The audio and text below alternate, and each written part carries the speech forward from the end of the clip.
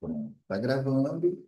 E como de praxe, né? Quem já viu minhas aulas sabe que quando eu começo a gravar, agora que a aula começou. Então, boa noite, todos e todas, né? Sejam todos muito bem-vindos a essa aula. Eu fico muito feliz quando eu vejo assim, né, a sala cheia, né? Muita gente interessada em aprender um pouco mais. Como vocês viram, né, nas propagandas que eu lancei, divulgando essa aula, a gente vai falar sobre os métodos avançados, porque tem muita gente falando sobre o básico na internet. Algumas informações até não vou chamar de equivocadas, é porque é uma coisa que eu sempre falo, tem muita gente que ensina a forma como aprendeu a fazer, não necessariamente o que está na norma. Então, por exemplo, eu aprendi que eu tinha que tirar todos os outliers do meu modelo. E aí a pessoa ensina assim. E assim, tá errado? Tá, porque não tá na norma, que tem que tirar todos os outliers. Mas a pessoa tá fazendo assim, ó, se eu tiro todos, ninguém vai questionar. Se eu não tenho nenhum outlier, ninguém vai falar, e esse dado aqui? Esse outlier atrapalhando o modelo. Então a pessoa aprendeu assim, ensina assim, na verdade, para não correr risco. A pessoa que não quer correr risco é a mesma que não entra nesses métodos mais avançados que eu vou mostrar para vocês. Porque o método comparativo, ele tem receitinhas de bolo, sim. Ele tem ferramenta, ele tem software. Então, a partir do momento que você faz aquela coleta de dados, coloca tudo ali no software, encontra resultados coerentes, e aí você vai ter que analisar parâmetro por parâmetro, você está satisfeito. Pronto, cheguei no resultado e uau.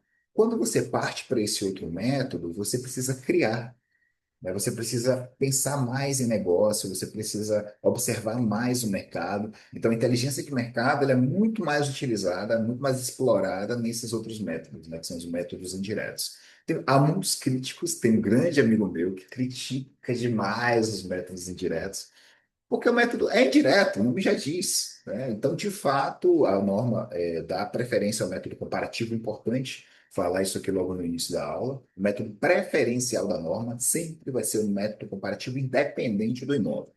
Então, professor, gleba só dá para fazer pelo involutivo, não necessariamente. Se naquela região tiver dado suficiente para analisar a gleba pelo comparativo, você vai fazer pelo comparativo. Isso já aconteceu, inclusive imóvel rural, né? Tinha um monte de fazenda à venda, lote à venda. Então, o pessoal fez pelo comparativo. Usou fatores, né, que você consegue fazer com a quantidade menor de dados, mas fizeram pelo comparativo.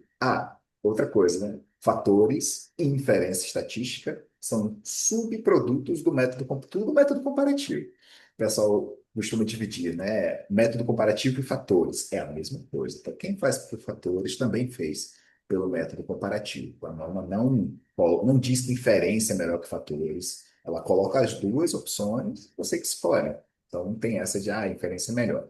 Então, se você tiver fatores para aplicar, pode aplicar sem problema nenhum. O problema é ter a informação, tá?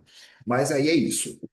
O método preferencial da norma é sempre o método comparativo, independente do tipo de imóvel. Agora, se você não consegue fazer pelo método comparativo, aí sim você parte para os métodos indiretos. E os métodos indiretos, eles abrem portas para estudos de viabilidade, estudos de empreendimento, estudo de negócio, abre nossa mente para o negócio, no final das contas. Então, quem trabalha só com comparativo está acostumado àquele negócio de propaganda de compra e venda e aluguel.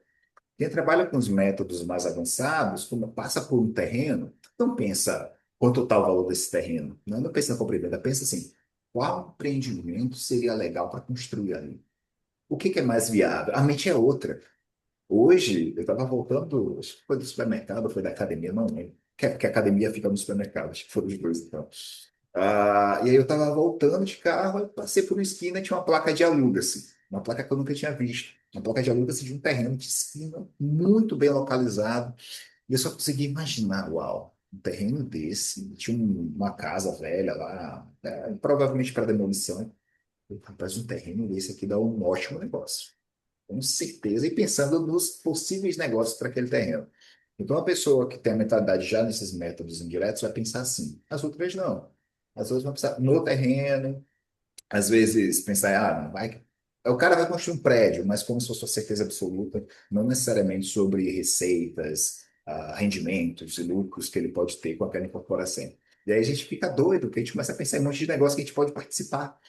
Fala, rapaz, se eu faço a avaliação desse terreno aqui para saber quanto que ele vale, eu posso sugerir, peraí que tem gente aqui na sala de espera. Eu posso sugerir para alguém para fazer um negócio, uma incorporação, e aí a mente da pessoa parece que vai explodir, porque o mercado imobiliário, galera, tem muita oportunidade. Mas nessa aula aqui, eu não vou estar falando de parcerias e outros negócios, tá? Eu vou me resumir a falar do método, e quem são os clientes que contratam esses métodos e como que a gente pode trabalhar para poder utilizá-los no mercado. Beleza? Vou compartilhar a tela aqui com vocês. E eu participei, a Cris faz parte da turma da mentoria, acho que a Marina também. Tem mais alguém da mentoria aqui? Deixa eu ver. Acho que a Cris e a Marina, né? Não sei se mais gente da mentoria entrou, mas aí a gente viu uma aula ontem sobre posicionamento e redes sociais, e eu vi que a social media trouxe uma apresentação de texto no Notion. Que interessante. Quanto tempo eu perco fazendo slide? Toda apresentação eu faço um slide diferente, com fundo, cores, com letras. Mas o mais importante é a estrutura. Na verdade, ela é só para a gente lembrar do que vai falar. Né? A atenção de vocês não precisa estar no slide, tem que estar no que eu estou falando. Que ali é só para eu seguir, né, uma linha de raciocínio, para eu não me perder, para eu não esquecer de falar alguma informação importante, e para vocês juntarem o que eu digo com o que vocês estão vendo. Porque quando você coloca um slide muito elaborado, a pessoa fica olhando para o slide e lendo o slide. Né? E às vezes, e pior ainda, né? Às vezes tem gente que apresenta lendo o slide, aí que piorou o negócio. Mas eu vou compartilhar aqui a tela com vocês. E aí eu resolvi fazer do jeito que ela fez também. Tá? E aí a Cris e a Marina vão ver a semelhança. Vão ver a semelhança desse jeito aqui. Eu sensacional. Poupei 2 horas de trabalho. Eu poupei 2 horas de trabalho editando slide. Foi muito bacana e o conteúdo, né, que é a informação que vocês precisam, tá aqui, tá? O pessoal tá entrando, estou aceitando aqui e vamos para frente. Gente, se vocês tiverem qualquer dúvida, podem perguntar. Eu gosto de falar nesse início de aula aqui, que a gente ainda está na introdução, tem gente entrando, tira foto. Não perde a oportunidade, não. Eu não fiz a minha, ainda vou até fazer. Depois da aula eu posto. Faça uma foto. Quem quiser filmar, filma. Deixa eu aumentar o brilho aqui. Quem quiser filmar, filma um trecho, posta nas redes sociais, mostra que vocês estão se capacitando, estão buscando mais informações, porque o cliente também gosta disso. Muita gente acha que, não, se eu falar que eu estou estudando, a pessoa não vai saber que eu. Ó, tirando aqui de perto. Pronto. A pessoa vai achar que eu não sei de nada, muito pelo contrário. Tá? As pessoas que estão estudando são aquelas que estão se capacitando e mais preparadas aí para as demandas de mercado. Caso vocês tenham dúvidas, vamos fazer um combinado aqui. Podem mandar dúvida no chat, aparece um botãozinho aqui para mim, aí eu vejo, tá? As perguntas, eu vi que tem 3 notificações, não abri ainda. Vou abrir agora aqui. Já tem assunto para a próxima, fatores. Com certeza. É verdade. Os fatores é um assunto bem polêmico, inclusive para mim. Eu sou preconceituoso com fatores, não vou mentir. Não é preconceito. Lá vou eu entrar nesse assunto. Eu prometo que eu saio rápido dele. Qual que é o grande problema de fatores? É a galera pegar fator de São Paulo e querer usar na Paraíba. Não faz sentido mercadológico nenhum, não pode usar. Então, se você quer usar, você está na Paraíba, quer aplicar fator, pega um fator da Paraíba. Não, ninguém fez, nunca fez um trabalho aqui estatístico para elaboração e tal, né? Para encontrar os fatores da cidade. Então, faça você o trabalho. Se você estudou, você conhece estatística, basta saber o método comparativo para poder fazer fatores. Então, desenvolva os fatores, escreva um artigo, divulgue, publique no IBAP, no CREA, em parceria com alguma universidade, né, universidade estadual, federal, faz uma coisa. E aí pronto. E aí todos os profissionais podem usar o seu trabalho de fatores para aplicar. Só que o que o pessoal faz? Pega o fator de São Paulo, às vezes faz um pequeno ajuste. Fiz um ajuste aqui para minha região e aplica. Tá errado. Tá errado. Então, assim, a norma ela é muito clara, que o estudo de fatores é para uma região e uma data específica. Então, muitas vezes, pega de região diferente de uma data lá atrás. Isso está na norma, galera. Fator tem que revisar a cada 2 anos. Então, se você me apresenta a referência, ninguém coloca a data, né? Fala a referência tal do IBAP, tá? Que é fator do IBAP, a galera engole isso no seco, tá errado. Então, assim, se tem mais de 2 anos, já não está válido, de acordo com a norma. O cara pega o item da norma e impugna seu laudo na hora. Se for uma ação judicial. Ah, usa o fator. Que fator é esse? O cara nem bota, primeiro que ele nem bota referência. Se ele não colocar referência, eu falo, olha, tem que colocar, a norma diz que tem que colocar. E se ele não colocar, é porque provavelmente não tem validade. Já. E se ele colocar a referência, aí sim que eu tenho certeza que não tem validade. A não ser que ele faça. Aí ele vai ter que fazer o projeto, vai ter que fazer o trabalho, tá? Quem tirou foto que está postando aqui, me marca, que eu reposto lá também, tá? Eu não vou postar agora porque eu tô. Mas vamos lá, galera. Qual que é a ideia? Nossa aula gratuita aqui, né? Do dia 25. Ah, meu laser. Pronto, eu tô com laser agora. Falar desses métodos avançados, não vou mais falar de fatores hoje.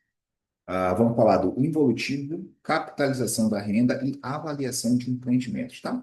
E aí, como que a gente usa o fluxo de caixa, qual que é a diferença para cada um desses métodos, como que esses métodos se comportam, tá? O que que a gente precisa fazer. E eu trouxe aqui um parâmetro, tá? Sobre a realidade do mercado hoje. Hoje a galera está toda no comparativo. Percebam, todo mundo que fala, tem muito avaliador. Gente, bota no grupo aí. Quem aqui faz um evolutivo? Um ou outro fala que faz.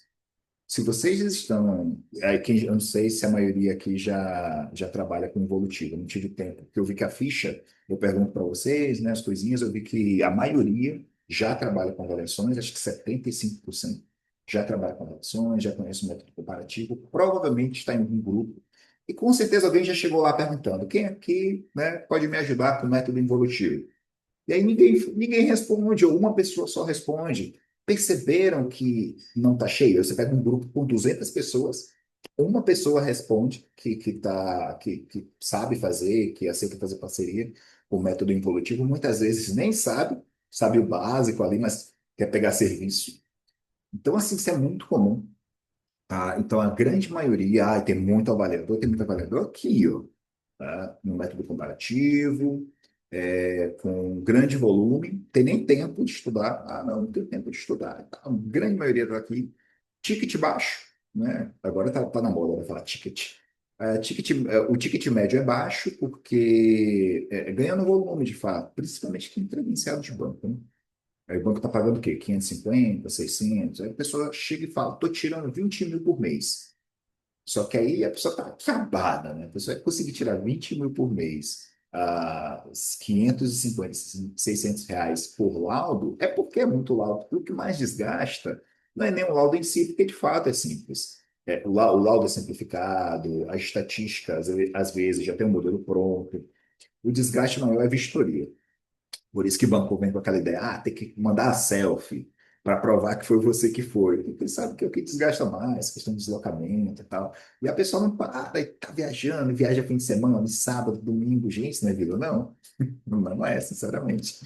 E aí, quando você pega o método involutivo, como um laudo, você já tira 6 mil. Eu nunca fiz um laudo do método involutivo por menos de R$ 6.000.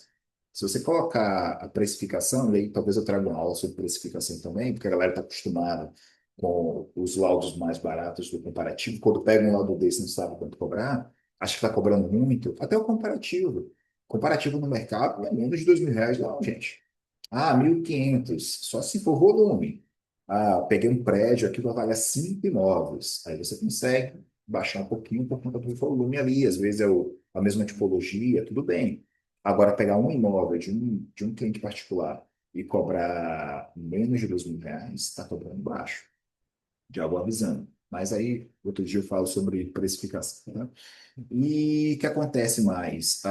Quando você parte para o involutivo, aí eu estou falando do involutivo, que é o básico dos avançados. Aí você vai para a renda, é outro cliente, é outro mercado. A avaliação de empreendimentos nem se fala, tá? E aí aqui eu até deixei uma reflexãozinha. Se você quer viver com laudo de 1.200 aqui é o laudo completo, né? Porque o laudo aqui é 550, R$ 600, né? O simplificado. E aí o completo vai para 1.200. E a pessoa até gosta, né? Porque o trabalho que aumenta é mínimo. O trabalho que aumenta é texto, redação. Todo mundo quer pegar laudo completo.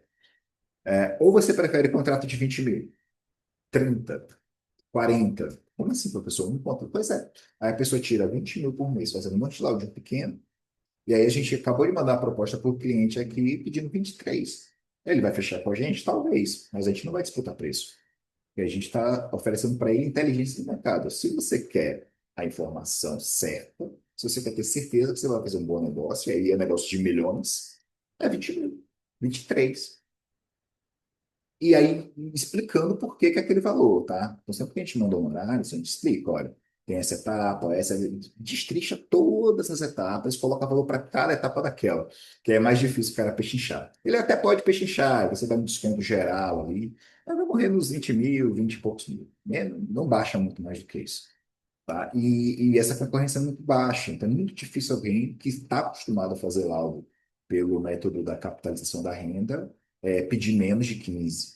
15, 16, 17, aí depende, claro, do empreendimento. Um hotel, né, uma pousada. Pousada depende do tamanho também, mas um hotel ela não vai cobrar menos de 20 mil, principalmente a depender do motivo. Em média, são quantos dias para a execução de um laudo do involutivo? Camila, eu peço 20 dias de praxe, tá?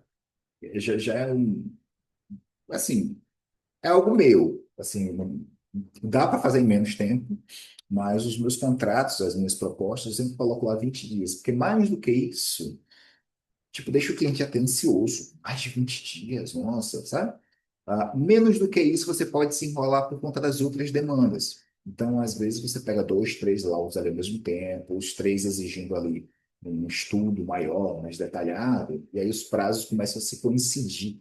E aí você tendo que entregar os três na mesma semana, pode ficar complicado, tá? Mas eu coloco 20 dias, que eu acho que é um prazo bom. Então, assim, vou mandar a proposta para o cliente, pede 20.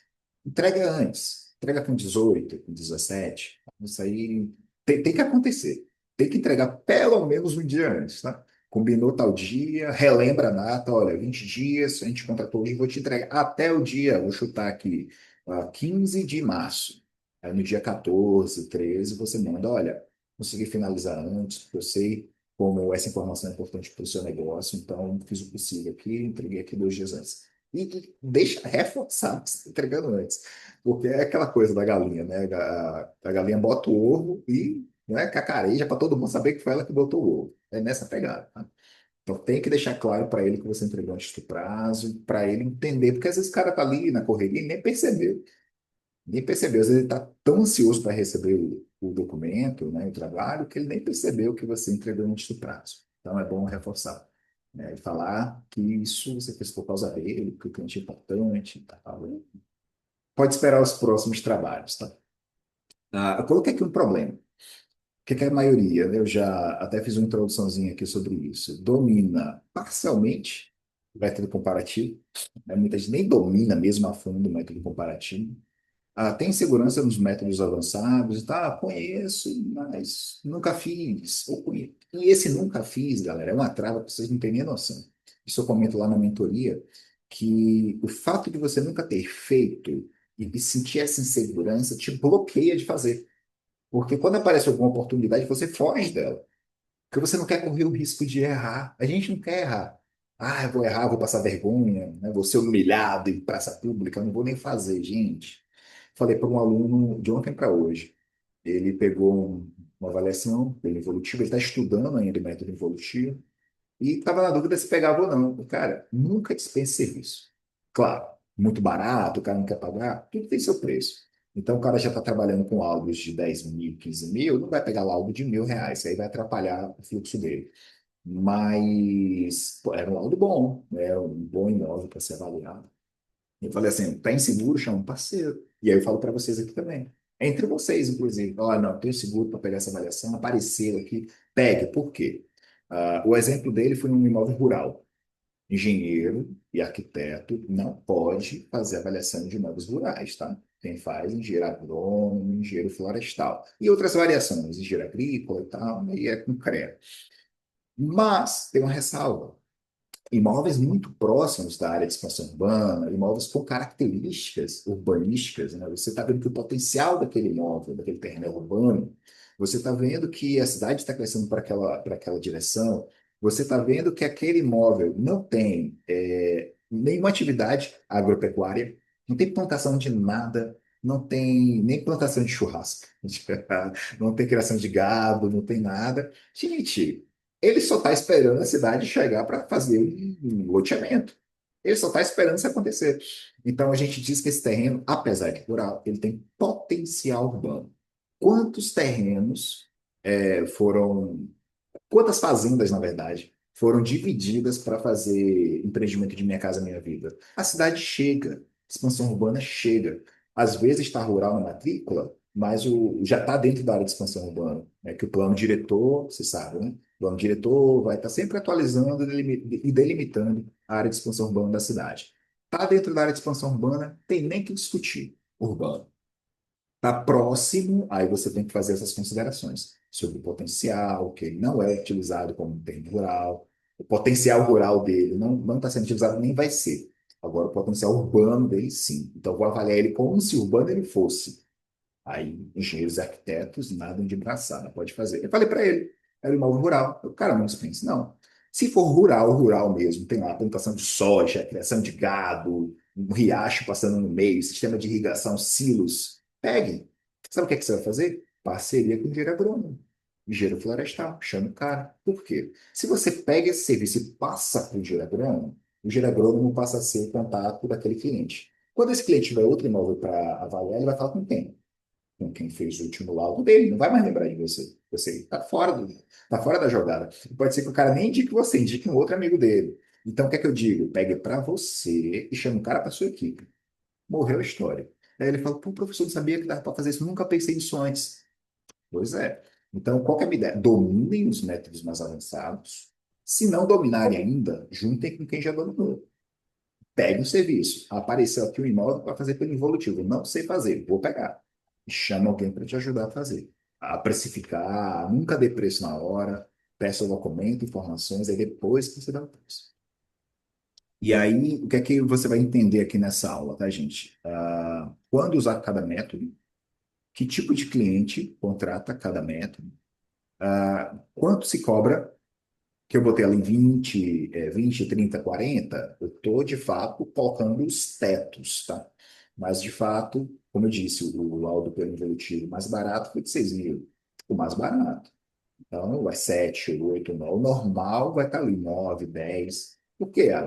É um projeto hipotético, a gente já sabe mais ou menos qual vai ser. Aí, pela simplicidade que você tem no método, você começa a não cobrar tão caro, porque você quer fechar negócio, você quer fazer relacionamento. Mas, de fato, você vê que o método não é tão complexo assim. Renda, não. Renda é outra história. Renda é outra história. Quem precisa do método da renda, geralmente paga. Sim, quanto se cobra e como funciona o fluxo de caixa. Tá? Vamos falar disso aqui também.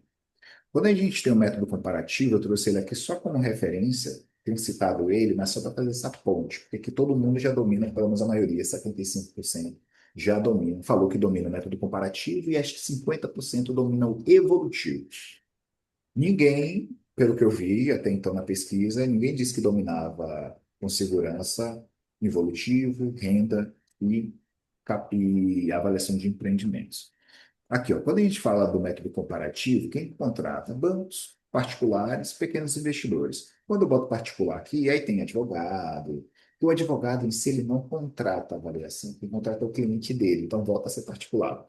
Então, inventário, partilha, disputa, você está ali como perito. Justiça, eu estou botando todo mundo nesse bolo, tá? Do método comparativo. Porque quando a gente fala da justiça, a justiça contrata de tudo, né? Ela é cliente para todos os métodos, quase todos. Avaliação de empreendimentos. Mas vamos lá.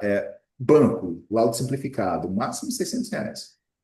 Não tenho certeza de todos os preços dos editais, mas a média é essa: 550, 460, tá? Vai ter 600. Laudo completo, 1.200, 1.200 desquebrada. Não, professor, 1.300. Beleza, ainda está na faixa.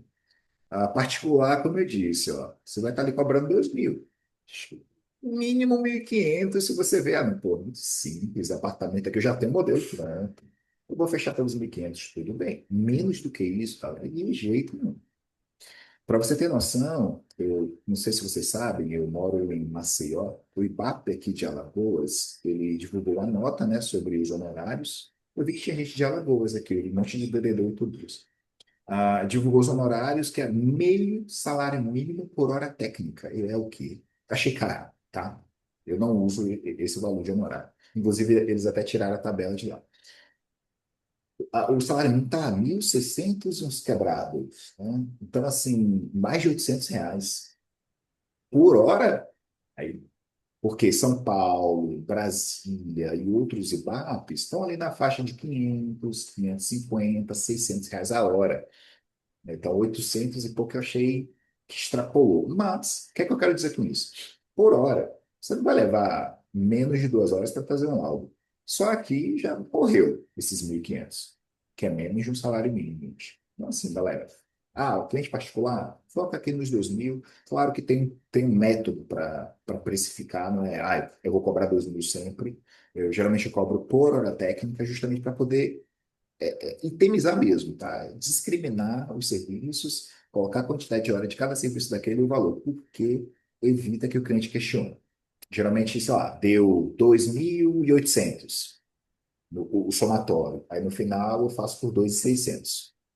Tipo, eu sempre deixo um pouco a menos, eu dou o total, dou um desconto, e aí ele chora menos ainda, porque eu já dei o desconto. Ah, dá o desconto. Não, já está aqui, já arredondei para você. Né?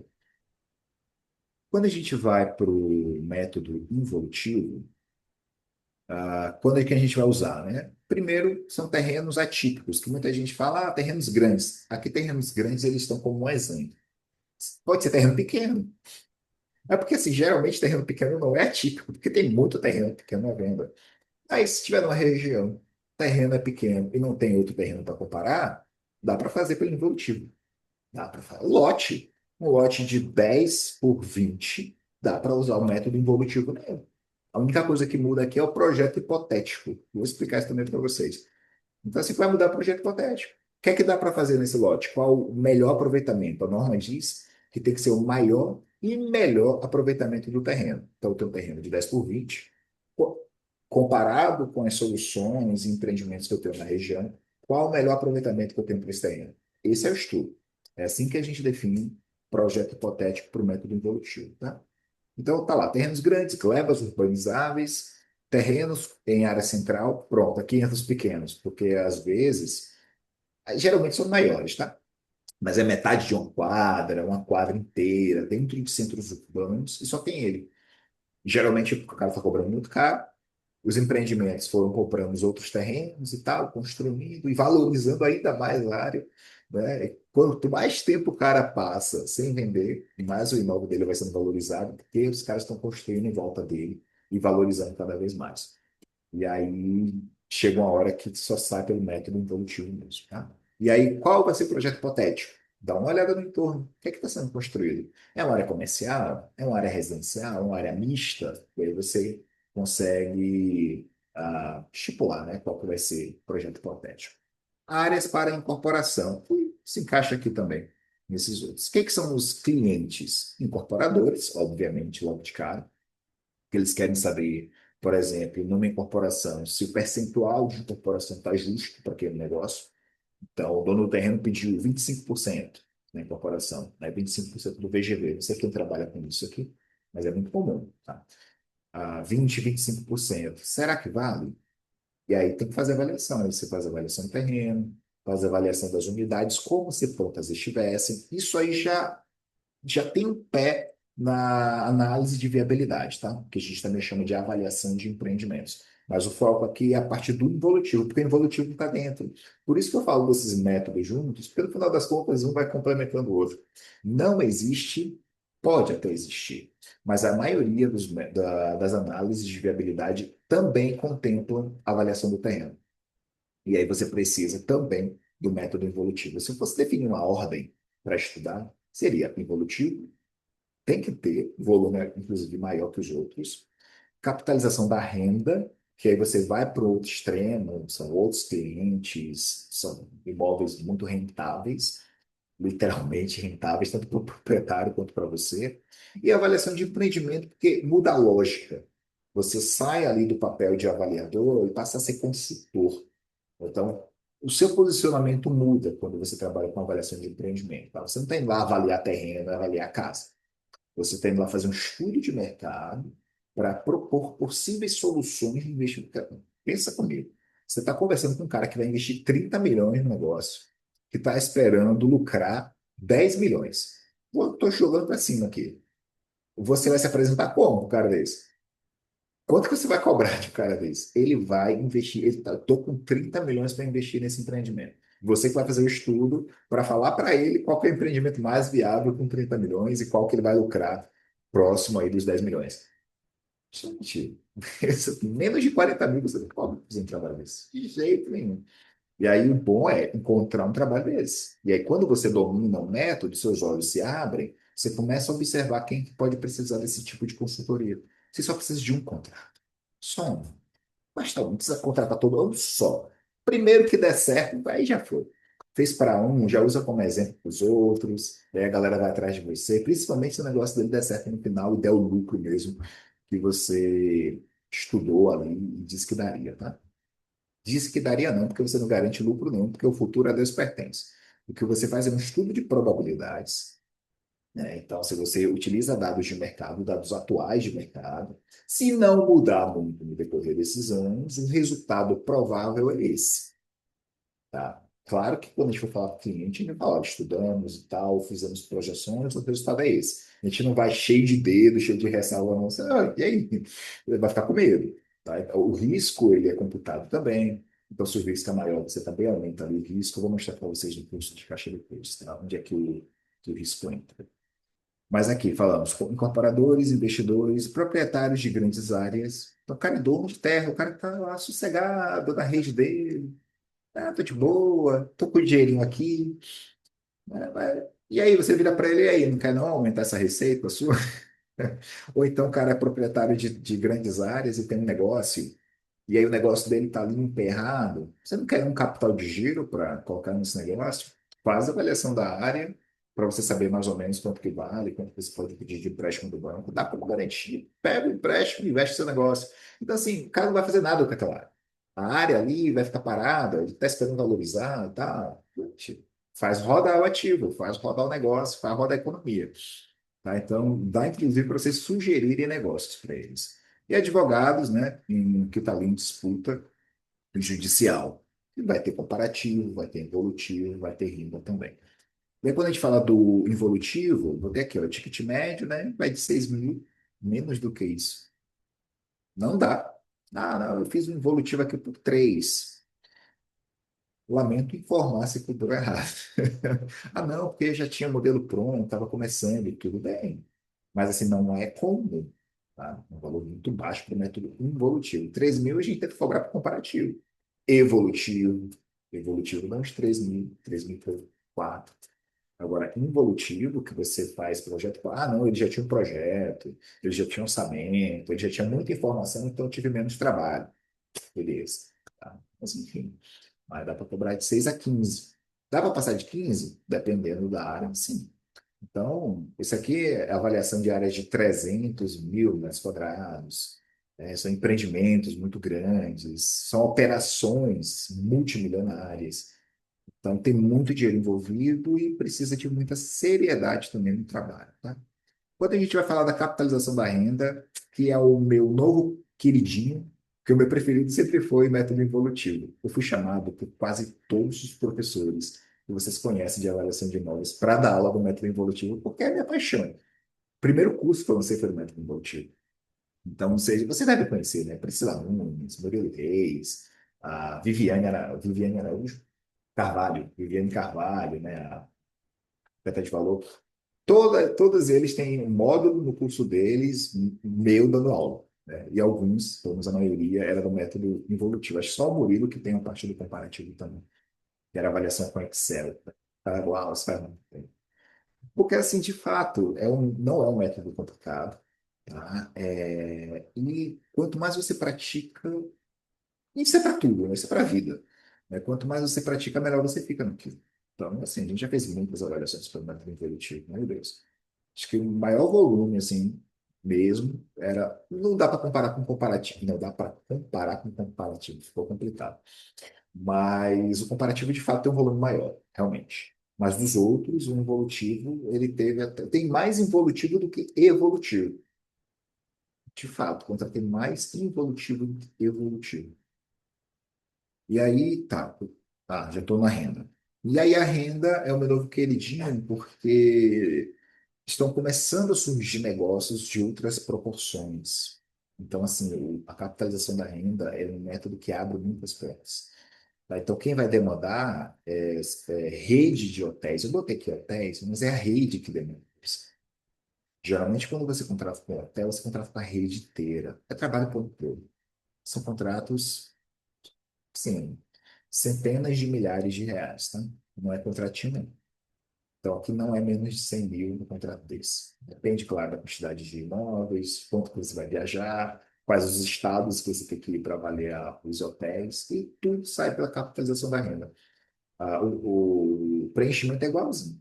Não faz diferença se tem patologia, isso é fantástico. Estado de conservação, passa a não fazer diferença nenhuma. O que importa é quanto que tem de receita, quanto que tem de despesa. O método da capitalização da renda, ele serve para avaliar um pet shop e um resort. É a mesma planilha. Chega e me arrepio quando eu falo disso. A mesma planilha que você usa para avaliar um pet shop, você vai usar para avaliar um parque temático. Como é que faz a avaliação de parque temático? Capitalização da renda. O que que precisa de avaliação de parque temático? Vai, vamos ver, busca aí no mercado.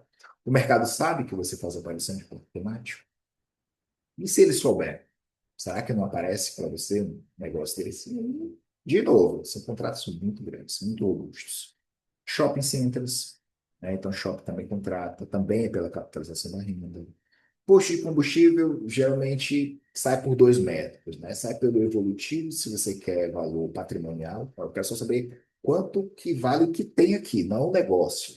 Beleza. E aí você faz pelo evolutivo, faz a avaliação do terreno e tal, faz a avaliação das partes. Aí você vai ter ali o valor patrimonial. Agora, se você quiser valor econômico, e de fato é o valor de mercado, o valor de negócio, aí você faz pela renda. Você vai pegar a renda do posto de combustível, a renda da lojinha de conveniência, que geralmente está junto, na mesma matrícula, é a mesma, né, a mesma pessoa que explora os dois. Então, você consegue fazer também. Clínicas, faculdades, é muito bacana, já fiz faculdade também. No primeiro olhar, cara, dá para fazer pelo evolutivo, mas tinha que fazer um orçamento completo ali. Mas como a faculdade antiga, ela já surgiu sendo faculdade, não foi um imóvel que a galera adaptou para fazer, ela já nasceu faculdade. Então, de fato, o método da capitalização da renda foi muito assertivo ali. Inclusive, tem um exemplo dessa faculdade no curso. Tem. Mas eu trabalho nessa faculdade lá. Acho que eu não cito o nome dela. Imóveis locados com renda consolidada, tá? Então, por exemplo, um galpão logístico. E aí você tem uma empresa de laminados, né? Enfim, instalada lá com os equipamentos dela naquele galpão. Então, você consegue avaliar o negócio como um todo, tá? Ou o aluguel em si, né? Se o proprietário é dono do galpão e aquela empresa paga aluguel, o aluguel passa a ser a renda. E é sensacional.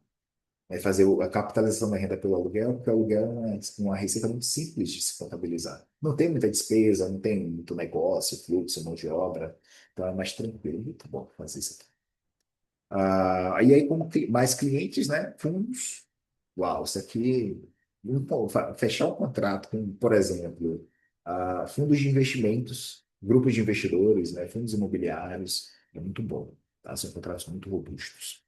E donos de negócios, donos de shopping, da rede de hotéis. O problema aqui é só o acesso, saber como chegar. Se você já domina esse método, sabendo o método, você já vai ter uma noção melhor desse mercado e você conseguindo chegar num pessoal desse aí, virar. Depois o pessoal do banco vai me ligar falando para eu parar de ensinar essas coisas que tá diminuindo o número de credencial. Porque, velho, você começar a contratar, tá aqui ticket médio de 10 a 30, mas sinceramente aqui mais, muito mais. E aí não é falando, olha galera, dinheiro, dinheiro, dinheiro, faça um curso, nada disso, tá? Eu estou explicando é que é muito gritante a diferença de receita que vocês tiram com o método da capitalização da renda comparado ao método comparativo. Não tem comparação, não tem comparação. E aí, de novo, né, o negócio ali é só chegar no cliente. E aí você precisa dominar o método para poder enxergar o mercado. Quem nunca fez nada de avaliação de imóveis, pensa que cliente de avaliação de imóveis é quem quer vender e comprar imóveis. Bom, se você for pensar em financiamento, é isso mesmo. Então, está o banco ali avaliando, porque o cliente não é quem vai comprar, é quem vai vender. Aí você começa a entender um pouco mais. O cliente é o banco, porque o banco precisa saber quanto que ele tem de garantia, por exigência do Banco Central, que está obedecendo o Acordo de Basileia. Então, assim, é um acordo internacional que diz que tem que ser assim. Por isso que o banco faz a avaliação, porque se não tivesse, talvez ele nem fizesse. Como não fazia antes. Antes da crise de 1929, não se fazia esse tipo de avaliação. E aí, claro, de acordo de Basileia I, Basileia II e o último foi o Basileia III, se não me engano. E aí, hoje o acordo está assim. Tem que ter lastro real, tem que ter garantia real para poder emprestar, né? Empréstimo imobiliário, você cobra uma taxa de juros menor, por conta dessa segurança que o negócio traz. Ah, inadimplio, beleza, vou lá, tomo um imóvel, desconto a dívida e vendo para outro. Então, é um negócio muito bom para banco, se você for parar para pensar. Emprestar dinheiro, se você não pagar com a sua casa. Gente, pensa comigo. Olha que negócio bom. Qual o risco que o cara tem? Eu vou te emprestar o dinheiro. Não vou emprestar o dinheiro todo, vou emprestar uma parte do dinheiro. Se você não me pagar, se faltar R$ 10, eu tomo a casa toda. Se você ficar devendo R$ 1 e não pagar, e ele executar a dívida, ele toma a casa inteira, bota no leilão, aí vai entrar R$ 1, vai entrar o custo com o leilão, as despesas que o banco teve, aí vai para uns, sei lá, 2.000, R$ 5.000. Desconta do valor da venda, mas aí você recebe o resto. Só que é valor de leilão. Quem sabe que é um valor um pouco abaixo do valor de mercado. Por isso que dado de leilão não serve para o método comparativo. Acredito que eu não preciso falar disso aqui. Continuando.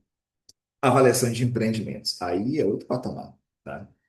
Se você entrar num negócio desse, geralmente as empresas, elas são ciumentas. Então, se você faz estudo de viabilidade para uma empresa no mercado, só faça para ela. Não faça para as outras, porque pode parecer espionagem. Porque, assim, se você está fazendo estudo de mercado para investir, para uma construtora programar os investimentos dela dos próximos 10 anos, você não pode trabalhar com concorrente dela. Nunca. E aí isso vai estar no contrato, né? Uma cláusula de confidencialidade e de exclusividade. Então, você não faz mais nenhum estudo de viabilidade para nenhum concorrente daquela construtora. E aí você vai ter que pegar a construtora de outro segmento, outra coisa. Mas aí o bom é que esse tipo de estudo ele é recorrente. Então, a partir do momento que você tem um contrato vigente, você vai estar fazendo vários estudos para. Porque eles estão sempre lançando novos empreendimentos, aí precisa pegar terreno novo, aí quer saber quanto é que vale o outro. E é muito legal ter esse tipo de contrato também. E são contratos, novamente, né, como eu já falei, muito robustos, tá? E aí é demandar a avaliação de empreendimento. Como você vai fazer estudo de viabilidade? Decisão de investimento, e aí, compro, não compro, faço, não faço, e análise de cenários. Porque quando a gente fala de avaliação de empreendimentos, o que é que o construtor, né, ou o investidor vem? Eu estou com essa área aqui, eu vou comprar essa área e quero fazer um empreendimento e quero tal lucro. Eu já dei esse exemplo lá no começo. Ele quer cenários. Então, assim, ele quer saber quais são as opções de investimento que ele tem e quais são os retornos desses investimentos. E aí eu vou falar um pouquinho aqui da diferença de cada método, tá? Até aqui eu estou falando só dos clientes, quem contrata. Mas já já eu falo do que vem de dado de entrada, o que vem de resultado, como que a gente trabalha isso. E aí esses clientes, eles querem opções de negócio. A pergunta dele é, onde que eu vou colocar o dinheiro e ele vai render mais do que basicamente isso. E aí a gente faz esse tipo de estudo. Como eu disse, isso te coloca em outro patamar, porque você já não é mais visto como engenheiro, arquiteto, corretor, que faz avaliação. Você é visto como consultor, né? Ele vai contratar uma consultoria com você. Inteligência de mercado. Eu tenho inteligência de mercado, vou fazer esse estudo para você agora. E aí os clientes, né? Incorporadores, o dono do terreno. Então, quem vai vender, quem vai comprar, pode contratar esse tipo de avaliação. Eu fui contratado, assim, na verdade, eu fiz até uma consultoria gratuita, porque eu falei para eles desistirem do negócio. Eu só não vou dar muito detalhe, não, porque pode ser que alguém aqui conheça. Mas o cara tinha um terreno, um corretor de imóveis procurou um outro corretor, amigo meu, que é engenheiro também. O cara é corretor e engenheiro. Aí esse corretor procurou esse cara. Falou, cara, tem essa área aqui que eu preciso vender, né? Vai dar um valor bom e tal. Se a gente achar uma construtora. Olha, olha, olha, muito bom isso. Se a gente encontrar um investimento viável para esse terreno, a gente consegue convencer uma construtora a fazer, e aí eu ganho a comissão da venda e ainda participo ali de um percentual do negócio. Então, pô, legal. E aí? Ah, não, Bel, que você entra aqui para fazer esse estudo. Tá bom, você entra com estudo e tal, a gente paga uma parte, fechou, tudo certo. Olhei a documentação do terreno. Eu, galera, galera, não vai rolar. Porque assim, o tipo de empreendimento que eles queriam era um empreendimento financiado. E a área onde estava o imóvel, né, o terreno, não podia financiar. Tinha muitos entraves ali. Eu falei para ele, isso aqui não é financiável, não. Pode abortar. Pronto. Aí abortaram, foram atrás de outro terreno e estou esperando eles me procurarem. Mas depois que eu fui ver, tipo assim, o cara poderia ter continuado, ele poderia ter investido 10, 20, 30, 50, 100 milhões naquele negócio, achando que ia faturar e podia ter quebrado no meio. Ou não, vamos supor que não. Logo no começo ele descobriu, mas ele investiu em projeto, investiu nisso, naquele outro, e limpou o terreno, e fez marketing. Tudo isso é custo, né? Então, quando você vê logo de cara, né, na entrada, logo fala, ih, rapaz, esquece. Esse tipo de negócio não é viável aqui. E aí, não gastaram um real, para não falar que não gastou um real, deve ter gastado com uns 20 reais de combustível para ir no terreno voltar. E só, né? Então, assim, é muito comum, muito necessário esse tipo de avaliação. Agora que eu estou vendo que tem um monte de mensagem aqui no texto, foi mal, tá? Acabei de abrir aqui, deixa eu ver. Onde foi que eu parei? Sou de Alagoas também, Daniela, seja bem-vinda. Professor, mais terra nua, a gente pode fazer a correlação a imóvel rural, né? Acho que eu respondi essa, que imóvel rural não pode, mas for terra nua, não tem nenhuma atividade, né? Agropecuária, está próximo da cidade, você vê o potencial dela urbano, pode fazer, já fiz vários. Em média, são quanto? Ah, você já respondi. O IBAP do Rio de Janeiro, 950. Desculpa aí, tá? Agora eu fiquei com dúvida, Ana. O IBAP do Rio, ele é escalonado por tipo de perito? Porque eu lembro que tinha assim, perito júnior, pleno e sênior. Não sei se é o caso de lá. E aí, nesses lugares, eu vi que eles conseguiam escalonar e colocar valores maiores para o sênior. Você responde aqui para gente? É por atividade, Melk. Tem uma tabela lá, inclusive assim, essa tabela é tão fora do mercado que eles cancelaram, né? Não estão mais divulgando, tiraram do site até segunda ordem. Estão fazendo estudo para colocar assim, disponibilizar uma coisa que seja mais pé no chão, né? Acho Sentido. legal. Muito bom. Aconteceu a mesma coisa aqui. Aqueles divulgaram a planilha, depois tiraram de circulação, porque houve o mesmo questionamento, né, que estava fora da realidade. De fato, se você for fazer a composição ali de hora técnica e tal, é o valor que, de fato, foge um pouco do mercado. Eu não lembro qual foi que eu vi, não sei se foi do IBAP São Paulo, não tenho certeza. Eu achei bem bacana o formato que eles fizeram. Que assim, eles não chutaram o valor. Eles colocaram os custos que o engenheiro perito tem. E aí, claro, botaram o cara com CNPJ e tal. Eu contou lá os custos dele, férias, né? Não foi só hora técnica, né? Tem todo um estudo no final para calcular o valor do mês. Então, pegava o salário do mês, né, o piso, acho que foi piso. Pegou o piso do engenheiro no mês, todos os encargos trabalhistas, despesas, impostos, colocaram ali naquele bolo, dividiram por horas trabalhadas, 8 horas por mês, por mês, não, perdão, por dia, e calcularam o valor da hora. E aí deu, não lembro, R$ 600, alguma coisa assim, achei bem legal. Cancelaram, blá, blá, blá. Deixa eu ler essa outra aqui. Melk. No caso de um incorporador, pode ser que ele já tenha um projeto anterior ou valores que já possuam, ou que já possam, perdão, que já possam auxiliar na avaliação. Mas no caso de outros que você falou, não tem nada. Você respondeu essa pergunta no Insta, mas tem dificuldade de entender. Ah, beleza, eu lembro dessa pergunta. Tem dificuldade de entender onde ou como fazer esse projeto hipotético de onde saem os valores. De onde saem os valores? Não estou perguntando. Vamos lá. Quando a gente fala, André, do método evolutivo, primeiro, projeto hipotético, ele sai do entorno. Então, assim, quando o cara já tem, está resolvido. Inclusive, você não é obrigado a usar o projeto dele. E aí eu vou até abrir essa ressalva aqui, tá? Eu já quero fazer um loteamento, condomínio de casa. Eu vou fazer um condomínio de casa, o condomínio vai ser assim, já tem um orçamento, já sei por quanto que eu vou vender, cara, tem tabela de venda, ele já tem tudo. Ele precisou da avaliação por um motivo, muitas vezes até burocrático. Ele precisava da avaliação. Mas ele já está tudo certo. Ele não quer um estudo de viabilidade, não, ele quer só saber o valor do terreno. Você não é obrigado a usar a solução que ele está dando. Não necessariamente é a mais indicada para o mercado. Mas, se você está vendo que, de fato, os empreendimentos do entorno têm essa tipologia, os valores que tem gente entrando aqui, pera, deixa eu aceitar. Os valores que ele está cobrando também, os valores são compatíveis com o mercado, aí tudo bem. O orçamento, mas você precisa fazer esse estudo. Não dá simplesmente para delegar. Ah, não, o cliente me entregou o projeto hipotético, o orçamento, vou usar e pronto, morreu. Não, você ainda precisa analisar se está coerente realmente. Se não estiver coerente, no método involutivo, a gente faz o que a gente chama de estudo de cenários. Então, o cenário que o cliente está apresentando passa a ser um dos cenários que você vai estudar, tá? Porque a gente geralmente não mexe com projeto hipotético no estudo de cenário. A gente mexe com as variáveis externas, né? Mexe com taxa de juros, a gente mexe com o tempo da obra, a gente mexe com velocidade de venda.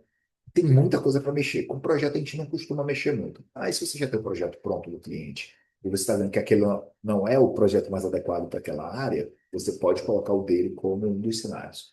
E aí, qual vai ser o cenário provável? Você justamente, aqui na região está todo mundo construindo loteamento. Só esse cara que quer inovar, quer fazer condomínio de casa. E aí o seu projeto hipotético vai ser loteamento, porque a norma diz que é o que está sendo praticado. Então, as inovações, né, pode ser um ótimo negócio que ele está fazendo, mas quando a gente vai calcular o valor da área, a gente precisa usar os projetos do entorno mesmo. Então, todo mundo está fazendo loteamento, é loteamento. Tem, não, mas condomínio de casa que é muito melhor. Mas a norma diz que tem que ser maior e melhor uso, mas ela diz que de acordo com o que está sendo aplicado no todo. Então, eu não posso ali construir um shopping. Eu vou construir um shopping, então. Não. Então, tem que ser o que está no entorno. Então, se o dele for diferente do entorno, o dele vira um cenário. Se for igual, ótimo. Resolveu metade dos seus problemas. Agora, o outro cenário. O cliente não tem nada, não tem projeto, ele quer só saber o valor da área. Ele nem vai fazer nada lá. Ele quer só saber o valor da área que ele quer dar de empréstimo. Perdão, ele quer dar de garantia para o banco para pegar um empréstimo para investir na fazenda dele. Ele está nem aí para empreendimento. Pronto. Partindo desse pressuposto, você volta, analisa o entorno, é a mesma região. O que é que estou construindo? Loteamento. O que é que vai ser aqui? Loteamento. Qual a área dos lotes? Qual a área do lote? A área média de lote da região. A lote da região aqui está 12 por 25. Você já achou sua área de lote. É 12 por 25. A abertura de rua, tudo isso vai seguir plano diretor, depende da zona urbana. Tem plano diretor que tem largura de rua por zona. Então, precisa dar uma estudada com relação a isso. Tá? Por isso que o método evolutivo a gente cobra um pouco mais, porque tem a quantidade de horas para estudar a legislação.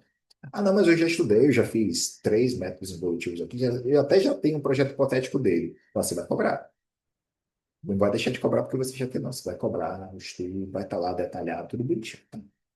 E aí sim, pronto, você já tem um projeto hipotético, o valor das unidades habitacionais você tem que avaliar pelo método comparativo. Vai ser fácil, porque você pegou uma área média. Você pegou uma área de terreno que tem grande quantidade na região. Se você tiver dificuldade para avaliar o terreno pelo método comparativo, é porque você pegou o projeto hipotético errado. Então, o projeto hipotético mais adequado é aquele que é fácil de avaliar. Isso aí você não vai ter problema. Tá? E agora, custo.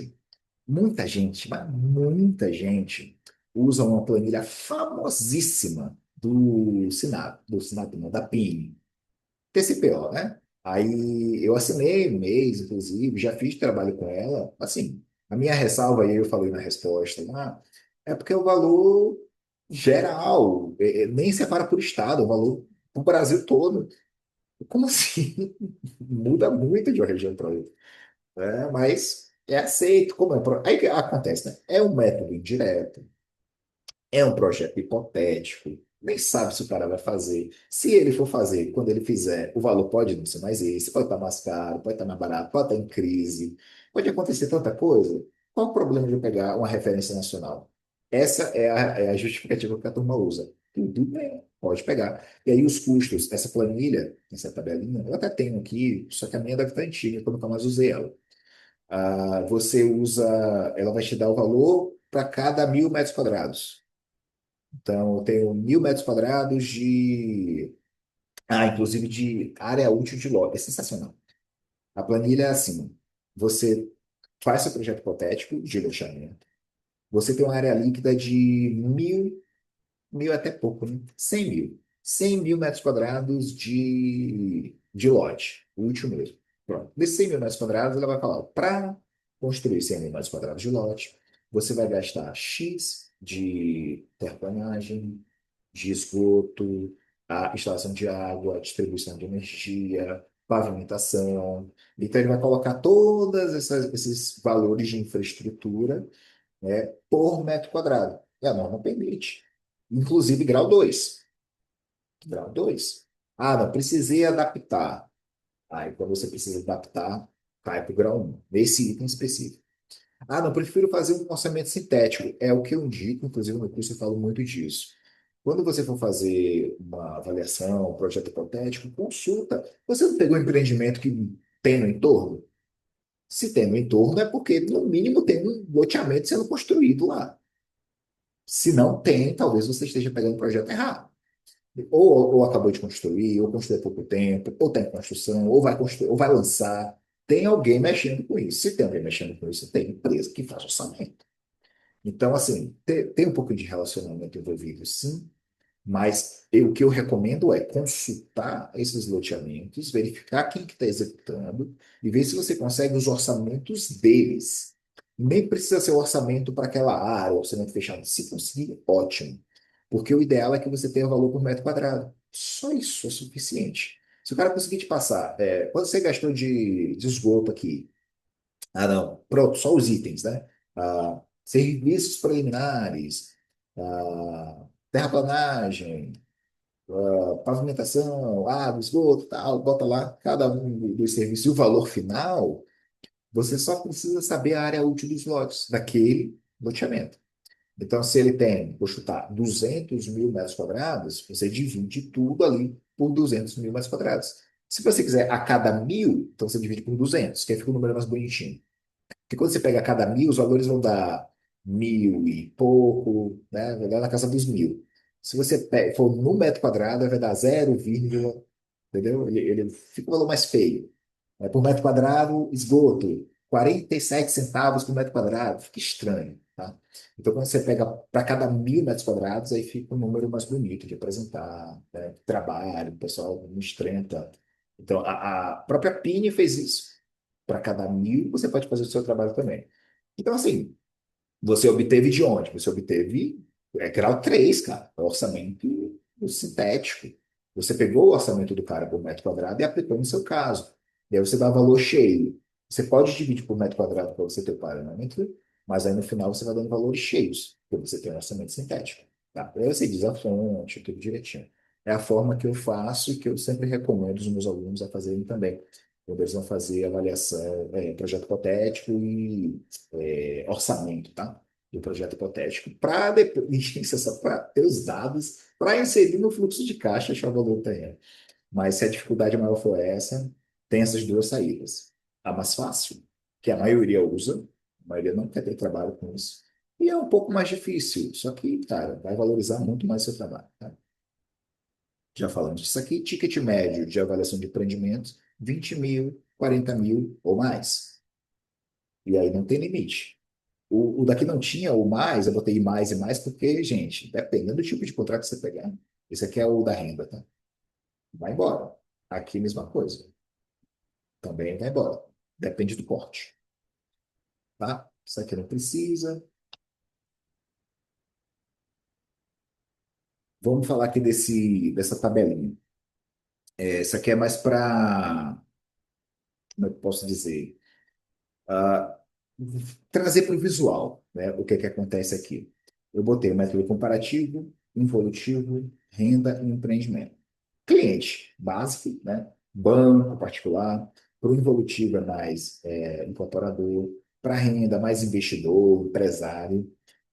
E para empreendimento, mais consultoras, incorporadoras, aquele investidor mais estratégico. E aí o valor que você pode cobrar por laudo. Então, no comparativo vai de 600 a 2.000. Olha o salto que dá para cá. Para o involutivo, 6 a 15. Renda, 10 a 30. É, é, 10 a 30 é um bom parâmetro. E empreendimento de 20 para cima, de fato, de 20 para cima. O involutivo eu botei como complexidade média, porque, por exemplo, empreendimento involutivo é só uma etapa. Às vezes você precisa avaliar o terreno também no empreendimento. Ele vai ser só uma etapa desse estudo aqui. Esse estudo, de fato, é muito mais complexo. E renda também. Apesar de ser mais simples de executar, né, de desempenhar ali, mas tem muitas considerações antes que vocês precisam fazer. Os produtos também não custa. E claro, né? Comparativo, complexidade baixa, a galera já domina. E aí, o que é que esses métodos usam em comum? Que eu já falei, fluxo de caixa. Tá? Então, aqui a gente tem receita, os custos, despesa, investimento, resultado, valor residual e indicadores. Indicadores, ele só vai ter na avaliação de empreendimento, tá? Porque todos os outros você encontra valores. No involutivo, o valor do terreno, capitalização da renda, valor econômico do empreendimento e a avaliação de empreendimento e indicadores de viabilidade. Eu vou falar mais disso lá para baixo. A estrutura do fluxo de caixa era basicamente essa. Como eu vou mostrar, eu trouxe aqui algumas planilhas para vocês, então eu vou só falar de forma resumida aqui. O que você precisa da receita. Gente, você tem na receita líquida, você mais nada. Porque a VPL, que é o valor presente líquido, ele calcula em cima do valor acumulado da receita líquida, acumulado do, ao longo da nossa avaliação, tá? Então, ela nada mais é, inclusive aqui nem seria receita líquida, porque a receita líquida lá embaixo, aqui seria a receita bruta, né, no caso, receita total, a total aqui. E aí você vai diminuir custo, despesa, você vai ter o seu resultado operacional, se tiver investimento, você também tira, e aí você vai ter a sua renda líquida, tá? E aí com essa renda líquida, aí sim você vai calcular a VPL. E aí, o que muda de um modelo para o outro, de um método para outro, é basicamente os dados de entrada, porque cada método tem dado de entrada diferente. Deixa eu só ver aqui. Isso aqui, o comprador já fui, não faz muito sentido. A do IBAP São Paulo é bem detalhada, com todos os custos envolvidos. Acho que foi do IBAP São Paulo que eu vi mesmo. Preciso saber como fazer dessa maneira, porque só aprendi fazendo tabela, pela tabela da PIN, caindo para o grau 2. E olha lá, viu? Que a gente aceita, porque é nacional, mas, sinceramente, devia dar uma adaptada para cada região. Mel, que poderia falar da coleta de dados, tipo de dado, que informação. Eu vou entrar nisso agora. Vou entrar nisso agora. Vou falar assim, onde encontrar de cada um desses métodos, sim. É o que a gente vai fazer. Então, o que que muda de um método para outro? Os dados, tá? Quais são os dados que a gente usa em cada um deles? O horizonte projetivo. Então, tempo que leva. Ele estava de fluxo de caixa. O fluxo de caixa ele é um fluxo projetado para o futuro. Tá, para o futuro, quanto tempo? 1 ano? 2 anos? 10 anos? 50 anos? Não sei. Quer dizer, na verdade, sei. Vou explicar. Vou explicar para vocês aqui. Mas o horizonte muda, tá? Para cada tipo de avaliação. A finalidade também. Eu não diria nem finalidade, muito mais o objetivo. Finalidade muda. Vou botar os dois. Muda os dois. A finalidade, quando eu falo finalidade, é a finalidade do laudo, né? O que é que eu vou fazer com o laudo? O objetivo é o que você vai encontrar. É a diferença, né? Com esse trabalho, você vai encontrar o quê?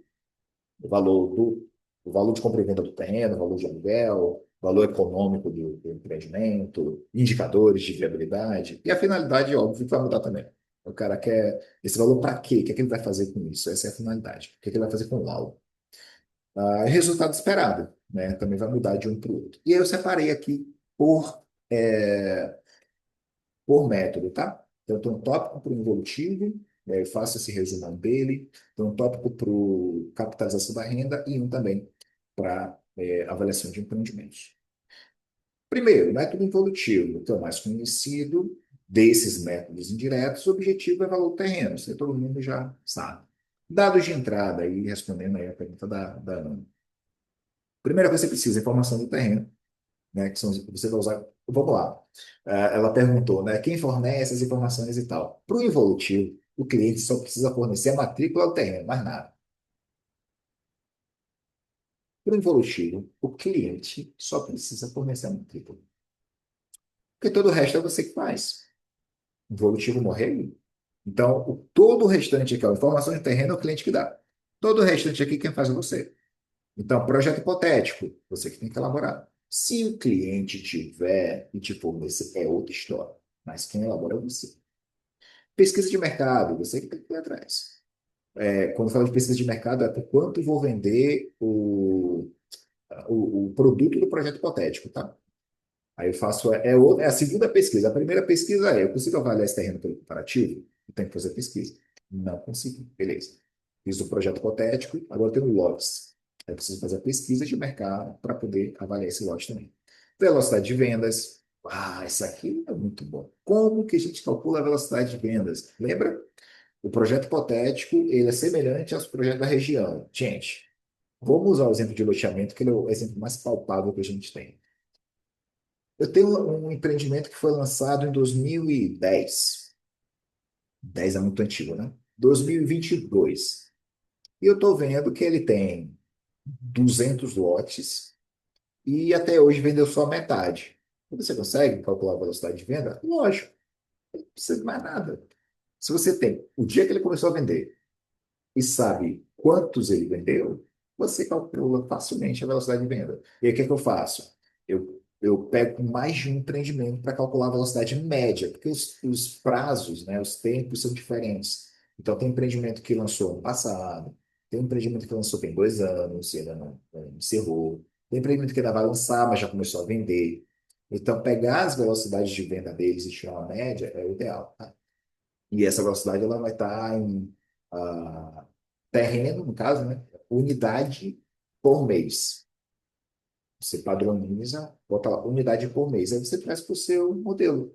Quantas unidades, em média, o mercado está vendendo por mês? Às vezes a gente coloca em percentual também. Aí você decide como que você vai fazer. Se você colocar em percentual, as despesas de marketing e tal, elas também precisam entrar com percentual porque ela vai aumentar.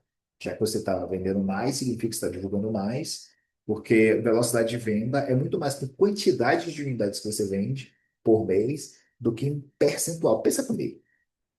O cara tem um empreendimento, vamos supor que os empreendimentos eles têm a mesma qualidade e tal. O cara tem um empreendimento com 100 lotes, o outro tem 1.000. O de 100 lotes vende 10 lotes por mês. Estou chutando, tá? Significa que o outro vai vender 100 por mês? Lógico que não. Porque o que é que ele fez para vender 100 por mês? Ele não fez brotar pessoas para comprar? Não, faz sentido. Eles têm a mesma qualidade, né? A gente está entendendo que é o mesmo produto. Ele vai vender 10 também. Tá, peraí. Desculpem. Ele vai vender a mesma quantidade. Então, eu prefiro que vocês coloquem quantidade de lote por mês e aplica no seu empreendimento do que percentual. Porque percentual pode maquiar algumas coisas. E aí, por exemplo, a marketing. O cara gastou R$ 1.000 por mês com marketing, e aí você coloca em percentual, né? Ah, então aqui ele vai gastar. Foi 1.000 para 100, 1.000, né? Foi 1.000 para 100. Agora até esqueci. Era de 100 para 1.000. Pronto. Então aqui ele gastou 1.000, lá ele vai gastar 10.000 o marketing. Se eu gastar 10.000 com marketing, eu vou, de fato, vender 10 vezes mais? Não é uma regra direta. Né? Então, para cada real que eu boto a mais marketing, não necessariamente. Mas tem outras despesas também que a gente faz só para conciliar. Mas se eu for conciliar, eu prefiro que vocês façam unidade por mês. Tá? Custo de construção, que a gente falou aqui também, que você tem que ir atrás. Pode pegar da PIN? Pode. É o melhor? Não. Então, claro, isso. Mas o melhor mesmo é o orçamento. Corre atrás do orçamento e vai ficar muito mais robusto, muito mais aderente ao mercado.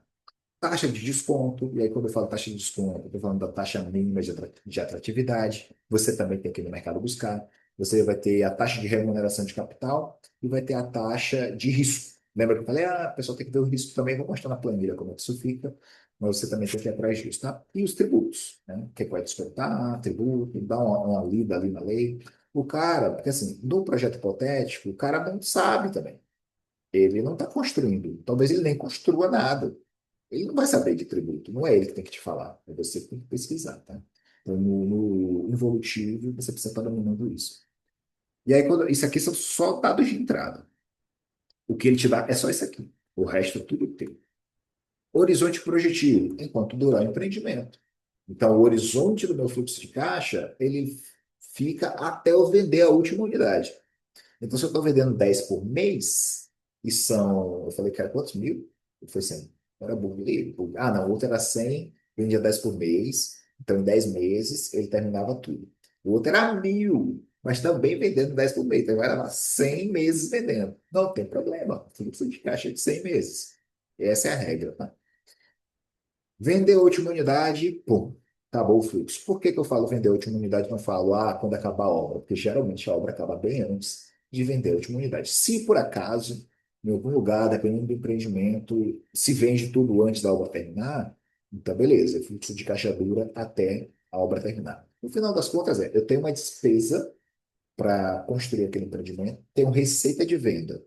O último que terminar é o limite, né? É o final do meu horizonte projetivo. E o resultado final vai ser ali o valor do terreno. Quando eu vou para a capitalização da renda, meu objetivo já muda. Agora não é mais valor de mercado, agora é valor econômico do ativo, que eu vou considerar como valor de mercado.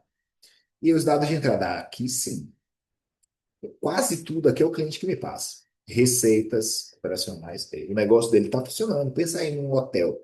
Eu sei lá quanto é que ele tem de receita, ele tem que me dizer. Fluxo de caixa, fixo e variável. O que ele tem de despesa fixa todo mês? O que ele tem de despesa variável? Quanto que ele paga de imposto? Ele tem que saber. Nem que você tenha que conversar com o contador. Geralmente é isso que acontece, tá? Inclusive, os empreendimentos para avaliação pela capitalização da renda, quem nos contratou foi o escritório de contabilidade da empresa, não foi nem a empresa.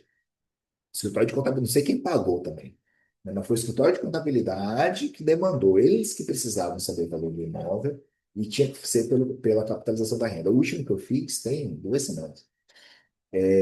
Eu pedi, não quiseram dar. Eles deram a receita e me deram, que era vários aluguéis, não vou entrar em muito detalhe aqui não. Eram vários aluguéis no mesmo imóvel. Então, tem um monte de unidades ali alugadas e ele me deu todas as receitas. E tá, e a despesa que você tem? Quando você paga no imposto, não, porque se a gente for fazer isso, vai precisar abrir um monte de coisa, buscar, não sei aonde. Faz uma estimativa aí. Eu é o quê? Eu é o quê, rapaz? Você quer que eu estime? Tá bom. Eu não discuti, não. O cara não mandou, eu vou me estimar. Aí eu estimei 20%, nesse caso específico. Aí fui, legislação, verifiquei tributação, aí cobrei 15% de. Cobrei não, não cobrei nada. Coloquei lá 15% de juro, de imposto, né? Imposto de renda 15%, coloquei mais 10% sobre o que passasse de 20 mil. E aí, beleza, aí fui definindo as taxas de impostos e deu bom. Então, assim, ele só me deu receita, mas ele deveria me dar os custos. Se ele não deu, a gente tinha. Impostos, eles que dão também. Projeção de crescimento, isso aqui é legal porque a gente pede, quando a gente pede as receitas, ele me deu as receitas dos últimos 5 anos. Então, ele já tinha um controle, já tinha um bonitinho, é só me mandar. Então, tinha de 2021 até 2025, todas as receitas do empreendimento. Então, eu vou calcular aqui a taxa de crescimento que eu consigo, né? Pego o total de cada ano, vejo quanto que está crescendo, né? De lá até cá. Só que o que aconteceu? Eram vários contratos dentro do empreendimento, então tinha mês que tinha contrato, tinha mês que não tinha ano que tinha, ano que não tinha, no final das contas ficou oscilando. Então, assim, o maior contrato deles nem foi 2025, foi 2023 o melhor ano. Então, subia, descia, subia, aí eu não. Se não tem aí eu defini que não tinha taxa de crescimento, porque não deu para identificar o crescimento dos valores, porque mesmo que ele aumentasse o valor de aluguel ao longo dos anos, ele rescindia contrato, aí contratava outro mais barato, então ficava oscilando. Então eu peguei a média de receita, projetei ela para o futuro sem crescimento. A norma diz que tem que ter. Né? A norma diz que você tem que adotar uma taxa de crescimento. E eu adotei, taxa zero. Tudo certo, galera, tá? Tem jeitinho não, é isso mesmo. Porque você precisa estudar, verificar o crescimento que tem e colocar isso no seu modelo. Taxa de desconto, eu falei lá, a taxa mínima de atratividade, a mesma coisa do involutivo, isso aqui não muda. Só muda, assim, com relação ao empreendimento. Se o empreendimento for muito diferente, aí você precisa de uma taxa adequada, aderente àquele tipo de empreendimento. A TMA, para mim, é a alma do involutivo, é a alma do método da renda, é a alma de avaliação de empreendimentos também, porque a avaliação de empreendimentos também tem a taxa mínima de atratividade. Depende muito do empreendimento, e assim, nessa aula aqui nem cabe, eu tenho uma aula inteira falando disso. Então, você precisa ir para o mercado de capitais, precisa verificar os investimentos compatíveis, precisa pegar as taxas de risco compatíveis para compor a TMA, tá? Ela interfere pouco no resultado final. Claro, pouco que eu digo assim, se você colocar na média valores razoáveis, no final das contas ela interfere pouco. Só que eu já vi trabalhos com taxas absurdas, né? O cara colocou, acho que deu 7% ao ano. Gente, olha o conceito, taxa mínima de atratividade. Qual é o mínimo que me atrairia para esse empreendimento? 7% ao ano? Claro que não. Quem que vai investir o dinheiro dele para receber 7% ao ano? De jeito nenhum. Tá errado. Só que eu não falei nada. Eu não fui contratado para analisar lá dos outros. Me mandaram só para usar, né? Só para verificar as informações. Eu verifiquei o que dava o que era útil, eu peguei. O que não era, eu deixei lá, mas estava errado. O álbum do cara estava errado. E aí, o horizonte projetivo depende do empreendimento também. E às vezes pode adotar 10, 15, até 20 anos. Depois de 20 anos não faz mais sentido, porque o valor que agrega é muito baixo, tá? O valor agregado, depois de 20 anos, é muito pequeno. Não faz sentido, é só planilha grande. Tá? Adota 15, que está na média. Dá para fazer com 10. Já fiz muitos. Esse, inclusive, eu fiz com 11 anos.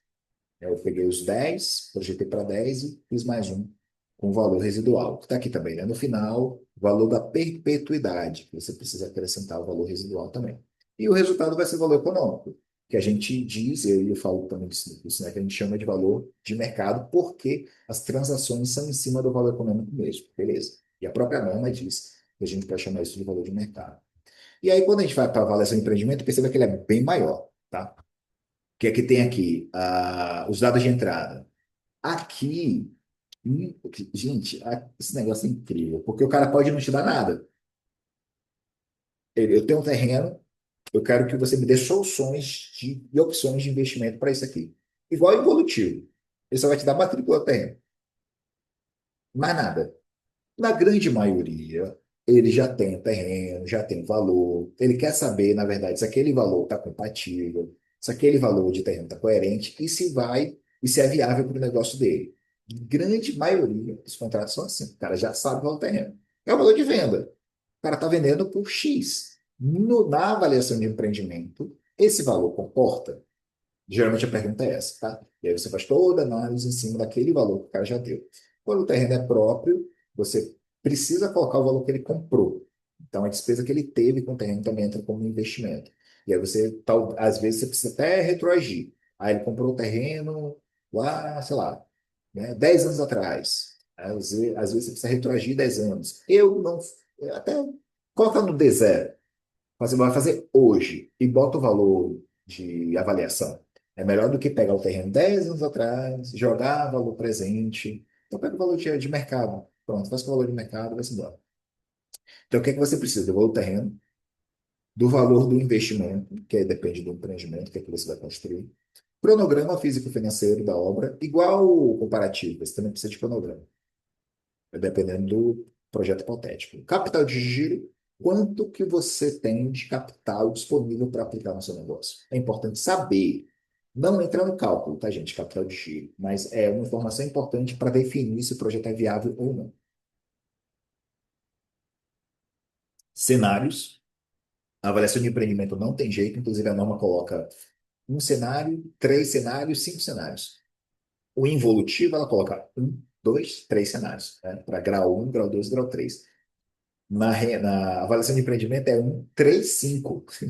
Porque tem que ter cenário, não tem jeito se eu quero comparar. Como é que eu vou comparar tendo um só?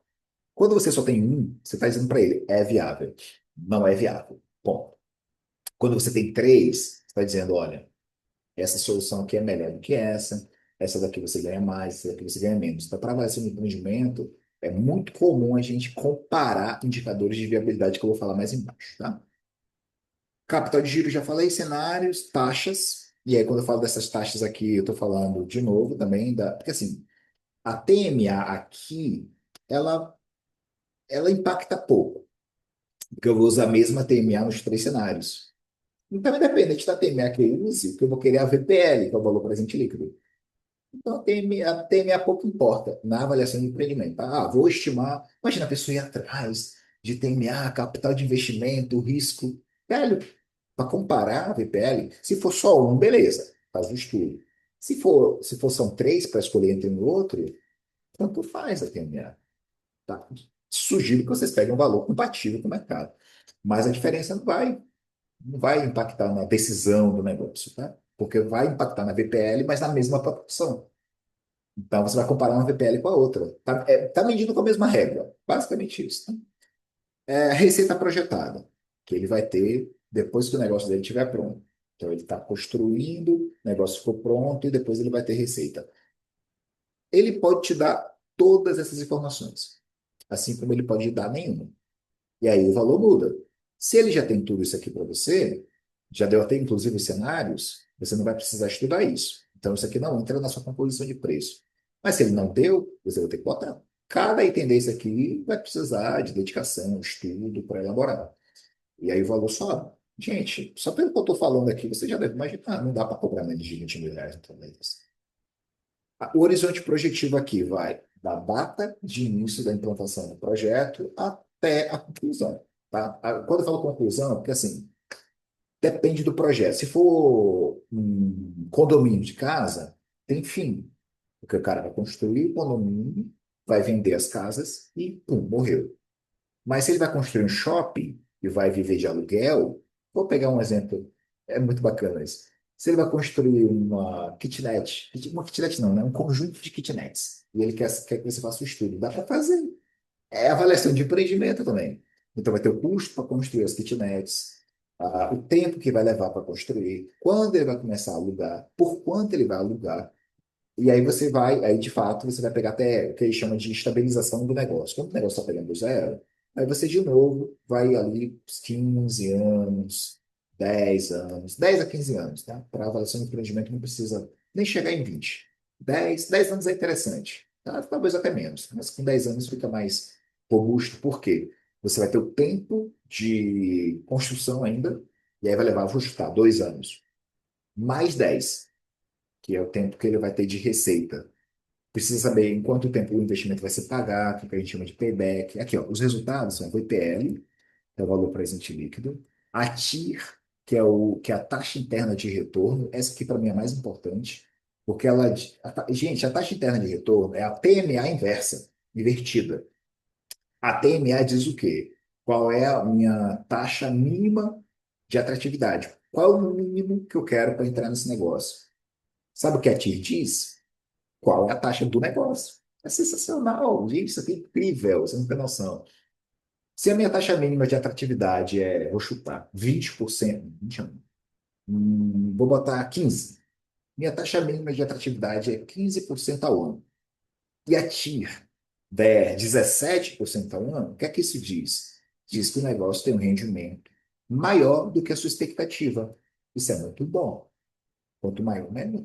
VPL sozinha não diz nada.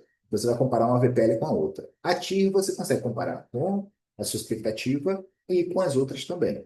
Payback é quando que o negócio se paga. Porque você vai começar negativo, negativo, negativo, negativo, negativo. Opa, começou a entrar receita, mas ainda está negativo. Mais receita, mas está negativo. Chega uma hora que a curva vira. Então, a receita está maior que a despesa, chega uma hora que a despesa acumulada, né, a receita acumulada negativa, ela vira positiva. No momento que ela vira positiva, é o que a gente chama de payback, é um ponto, é uma data. Que data é essa? Aí vai falar 2 anos, 3 anos. Geralmente a gente dá em meses, tá? Quando é avaliação de empreendimento, a gente faz em meses. Então vai estar lá, sei lá, 36 meses foi o payback desse projeto. Aí eu tenho lá vários projetos.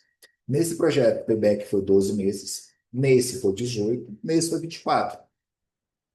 Aí o cara vai decidir por quanto tempo ele vai ficar descoberto. Inclusive, quando você vai no acumulado, vai dizer quanto. Qual o valor máximo que eu fico descoberto? Lembra do capital de giro, que a gente precisa da informação? É isso que eu preciso saber. Qual o valor máximo que eu fico descoberto? Para saber se eu consigo. Isso aí a gente vai na avaliação de mínimo também, tá? E índice de lucratividade, que nada mais é do que a VPL dividida pelo valor do investimento. Então, quanto da VPL, divido isso pelo valor de investimento, e aí eu encontro o índice de lucratividade. Por quê? A VPL pode dar, vou chutar, a VPL deu 1 milhão, no outro a VPL deu 2 milhões. Opa, VPL de 2 milhões é melhor que a VPL de 1 milhão. Beleza. Mas o investimento que eu precisei fazer para ter uma VPL de 2 milhões foi de 1 milhão e 900. O investimento que eu precisei fazer para ter uma VPL de 1 milhão foi de 500 mil. Qual é melhor? E aí o índice de lucratividade vai dizer. E aí eu vou perceber que uma VPL de 1 milhão, um investimento de 500 mil, é melhor do que uma VPL de 2 milhões com um investimento de 1 milhão e 900. Tá? Por conta do índice de lucratividade. E aí a diferença aqui, ó, involutivo renda e empreendimento, resultado. Involutivo, valor do terreno. Renda, valor econômico. Empreendimento, indicadores de viabilidade. Isso aqui é sensacional. E aí aqui sobre a ferramenta, vou mostrar para vocês aqui. Dá tempo? Dá tempo sim. Eu separei 2 horas, tá, gente, para essa aula. A gente está com 1 hora. Como a gente começou 5 minutos depois, está 1 hora e meia de aula. Espero que vocês ainda estejam com energia, tá? Porque eu vou mostrar agora a ferramenta. Não vou demorar muito tempo mostrando também, porque eu já falei dela. Eu vou só mostrar para vocês a diferença entre elas, tá? Aqui a gente já falou quando usar, quem pode, né? Para quem pode vender esse serviço. Eu nem gosto muito do termo vender, né? Na verdade, a gente apresenta a solução. Ele que compra. Eu não vendo o serviço. Ele que compra de mim. É diferente. Quanto cobrar, né? O que entra, né? O que são os dados de entrada, o que sai, que são os resultados. Deixa eu mostrar o fluxo de caixa para vocês. Eu vou parar aqui a apresentação. Eu estou vendo que vocês ficaram caladinhos. Não sei se alguém tem alguma dúvida por agora. Eu vou compartilhar minha tela inteira. Não, o Excel, não sei se ele aparece todos. Acho que eu vou. Deixa eu ver, isso aqui empreendimento. Eu abri os três aqui já. Eu vou mostrar para vocês a diferença das planilhas que eu tenho aqui. Dá para fazer? Eu vou compartilhar a tela inteira. Acho que é melhor. Porque aí quando eu for trocar, para não precisar, não. Tá trocando de um para o outro. Tá. Já está aparecendo para vocês? Eu só estou vendo a imagem da Cris. Se vocês fizerem um joinha, fez. Valeu. Bom, gente, ó, essa aqui é uma planilha de um. A Ana mandou o joinha aqui de emoji também, legal. Ó, essa aqui é a planilha que eu usei na avaliação pelo Involutivo. Basicamente, isso aqui, ó. Essa aqui é a estrutura básica dela. Cadê meu laser? Estrutura básica dela, renda líquida. Esse aqui está zerado. Deixa eu tirar o negócio que ficou na frente. Lucro, que é, né? Da receita menos despesas. Nesse daqui, deixa eu ver, por que que não está aparecendo despesa? Despesa variável, imposto de. Porque a despesa ficou aqui embaixo. Eu não lembro qual é esse empreendimento, tá? Eu não sei se esse custo. Não, custo da construção. Acho que eu mexi por algum motivo. Vou meter um custo aqui. Não sei, 2 milhões.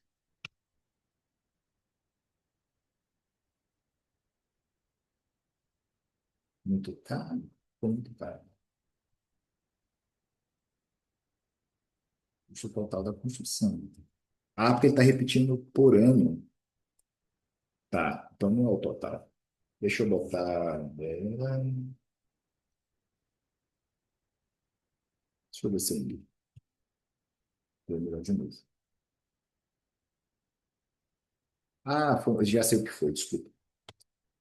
Faz tempo que eu mexi com ela. Vou botar 2 milhões agora. E aqui tem um tempo de construção, então eu preciso dividir.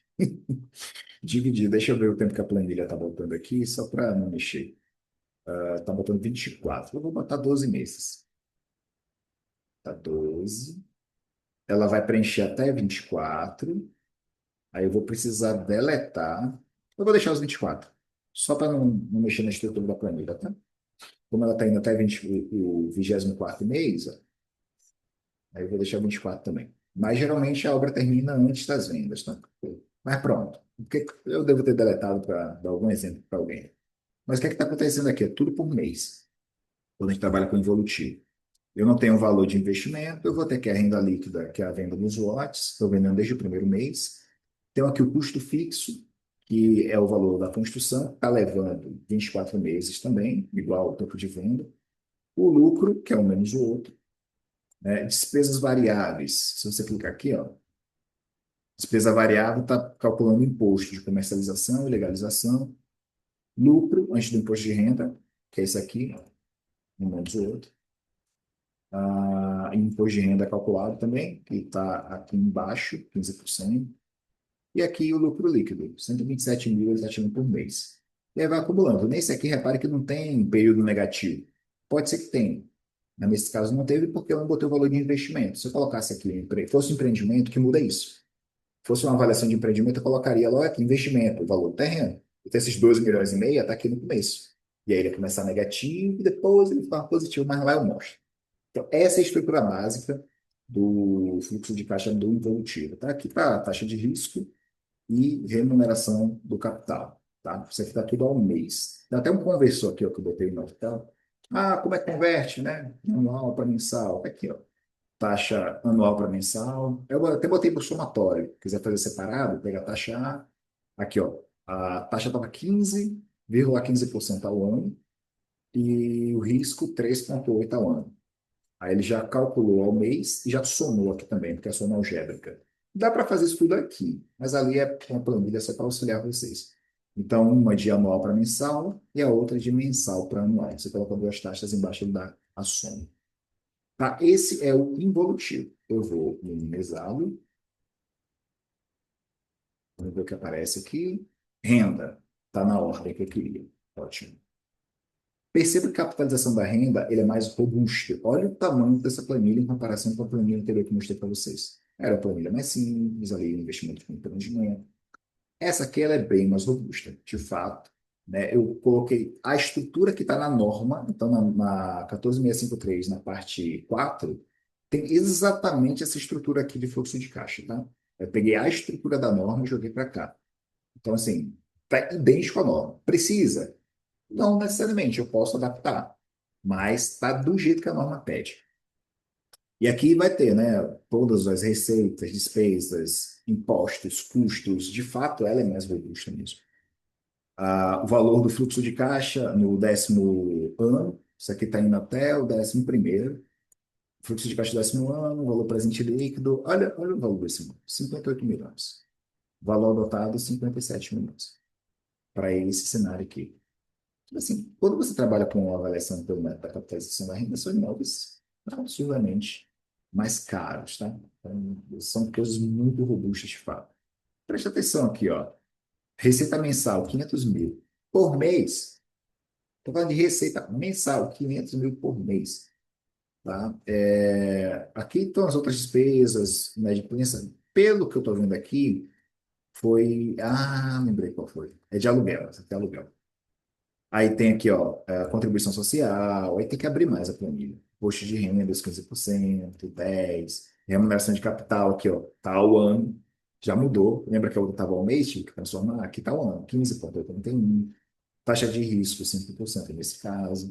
Taxa mínima de atratividade, 21. Isso aqui calcula o valor do imóvel, que é VPL. Tem gente que acha que a VPL é o valor. Né? A VPL tem que somar com o valor residual. Tá? A norma pede que some. Tipo aqui, não é nem tá 57, acho que eu mexi em algum valor aqui, que acabou arredondando, mudando o valor. Mas se fosse arredondar aqui, seria 58, não 57, tá, gente? Só para deixar compatível. E o outro que eu queria mostrar para vocês é a avaliação de empreendimento, que é mais parecido com o involutivo. O que é que muda? Ele entra o investimento. Deixa eu ver aqui. Aqui, ó. Essa coluna aqui de investimento é a coluna que não tem no evolutivo. Seria a compra do terreno. Tá? Então, aqui você tem um terreno de 4 milhões que foi vendido em quatro parcelas de 1 milhão, logo no início. Então, o cara pagou por mês, tá? Você quer mês. Por mês, 1 milhão por mês. Os 4 primeiros meses do empreendimento. Então, você vê que o fluxo de caixa dele aqui no quarto mês é quase menos 5 milhões. Quando você vai para lá, ó, ele chega nos 5 milhões, vai mais 6 e vai ficando negativo, só aumentando o negativo dele. 8. Vamos lá. Vamos ver quanto é que ele aguenta. Opa. 9, quase 10 milhões. Se o cara falar, eu até dei esse exemplo no início da aula, tenho 10 milhões para investir, dá para fazer. Se você tem 10 milhões, dá para fazer. Ficou apertado, eu não correria esse risco, mas dá para fazer, tá? Então, beleza. Então você já viu que dá. O payback não é aqui ainda não, aqui é porque começou, porque acabou o custo, tá? Acabou a obra, agora é só receita, por isso que ele começou a ficar positivo. 24 meses já. Aí começou a ficar positivo e vamos lá, vamos embora. Vamos embora, vamos embora. Opa! Payback. Lembra que eu falei que payback é uma data? O payback aqui é o 35º mês. Então, quase 36, né? Quase 3 anos. O cara ficou quase 3 anos no negativo. O pico foi quase 10 milhões, foi 9 milhões e meio, só que depois vai baixando, vai diminuindo, diminuindo, diminuindo. Então, assim, ele fica 2 anos com o rombo lá do máximo. E aí começa a baixar. Aí vai começando a entrar, tal, e o payback aqui no 35º mês. Isso que a gente chama de payback, tá? O acumulado ele sai do negativo e passa para o positivo. Isso aqui mensal. Dá para calcular até a data. Eu não, mas como a gente está calculando mês fechado, não precisa. Aí volta para cá. Aqui ele foi o payback. Aqui, ó. Payback 35. Tem que ser manual. Dá até para jogar fórmula. Tá um negócio tão simples. Vai lá, pega e anota. A TIR dele aqui está dando 2,08 ao mês. Tipo assim, a gente colocou lá as taxas. Cadê? Ah, não, desculpa. Ao ano foi o anterior, que volta a ser o mês de novo, lembra? A análise de investimento ela passa a ser muito parecida com a tabela do involutivo, só que, claro, com mais informações, tá? Então, aqui, ó, você tem ao mês 2,08. Aqui é o ano, só para você ter noção. Lembra que a anterior foi 21 que a gente usou, da renda? Aqui está dando 28. Opa, já dá para ter noção que é uma taxa boa. Então, 2,08, a TR que a gente usou foi 1,5. Então, a minha taxa mínima de atratividade é 1,5 e a taxa que ele deu foi 2,08. Ótimo. Então, a TR deu boa. O valor presente líquido, 1.287. E a lucratividade, que é o quê? A VPL dividida pelo investimento, tá? E aí aqui está o custo total da obra. Eu até somar, não sei, acho que não está somado aqui o terreno. Eu até somaria o terreno também, que o terreno também entra como investimento. Mas lembrando que o terreno vai estar em todas. Beleza, então vamos somar aí com a obra, que a obra é diferente. Porque é o mesmo terreno para obras diferentes. Então, se o terreno é o mesmo, não colocar, não vai fazer tanta diferença. Então, é um custo que eu vou ter em todos os empreendimentos. Então, eu vou calcular a obra. Então, o custo de obra, né, o investimento dividido pelo custo da obra, eu tenho um valor presente líquido de acordo com o que eu vou fazer. E lembrando que isso precisa estar claro no laudo, tá? Então, aqui eu achei esse aqui é o valor econômico do negócio. Eu botei aqui só como informação, acho que eu usei esse exemplo na aula. Por isso que está tão riscado assim, que eu vou explicando de onde veio. Aqui, ó, esse aqui foi 110% do CDI, foi usado para a taxa de remuneração. O risco foi INCC mais 2%, porque era negócio e tal. Aqui, análise de sensibilidade, que a norma pede para fazer. Está aqui, ó, o valor global, o valor de custo, cada resultado que deu na análise, a diferença de TIR também. Tem aqui outro valor provável, aqui é outra coisa. Mas essa aqui que é a tabela que eu mostrei para vocês. Então, dados de entrada, aqueles que eu já tinha comentado com vocês, e o que é que sai?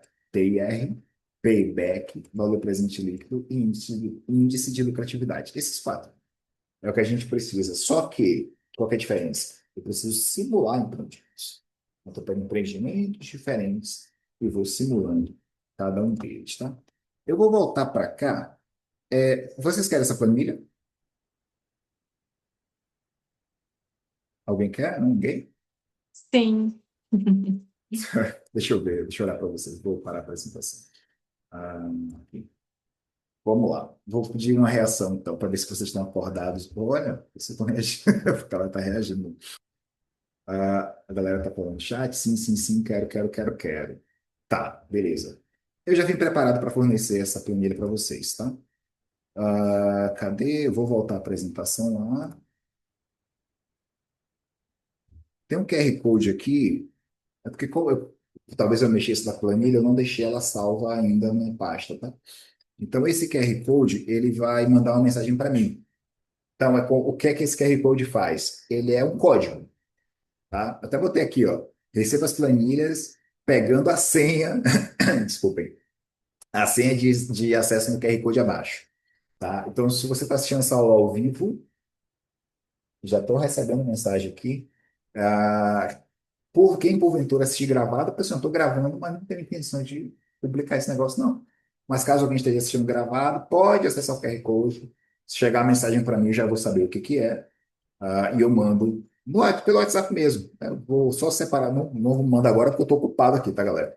Mas eu separo e mando para vocês as três planilhas. Essas três que eu mostrei aqui agora, do jeito que está aqui. Tá? Não tem, eu verifiquei, não tem nenhuma informação sigilosa, né? Eu tenho que estar de olho na LGPD, que ela é só cálculo, só números. Não diz de onde veio, o que que é, qual cliente que foi, mas são planilhas interessantes. É a mesma planilha, tá? Que foi adaptando para cada caso. Inclusive, a de avaliação de empreendimentos, ela veio do Involutivo. É a planilha do Involutivo adaptada para avaliação de empreendimentos. A única que foi criada do zero, na verdade, o Involutivo também foi do zero, foi para capitalização da renda, porque o cliente é diferente. É um cliente mais pomposo, então é um cliente que você precisa de mais robustez no trabalho. Então, aquela planilha ela não é toda detalhada por um motivo, tá? E aí eu mando para vocês também. Todo mundo conseguiu? Ó, se alguém por acaso, professor, estou assistindo a aula pelo celular, não consigo ler o QR Code, não consigo entrar, manda mensagem. Eu mandei mensagem, todo mundo que está aqui recebeu o link pelo WhatsApp. Manda mensagem no WhatsApp. Assisti a aula, me manda as planilhas, tá? Eu mando para você. Essa é a senha. A senha é essa. Assisti a aula, me manda as planilhas, aí eu mando para vocês. Beleza? Gente, a aula acabou aqui. O que eu tenho aqui para baixo é assim, para quem tem interesse, então assim, era para entregar essa aula, entreguei. Agora é só para quem tem interesse em dar um passo na carreira, né? Porque eu trouxe uma proposta para quem tiver interesse em fazer os três métodos. Mas eu quero, gostei, vou fazer os três métodos, vou fazer os cursos. Tá? Então eu fiz um projeto, na verdade, a galera do marketing, deixa eu, eu vou parar de gravar. Tá? Então a proposta é só para quem está ao vivo. Quem for ver gravado não vai estar disponível. Como é que eu paro a gravação aqui?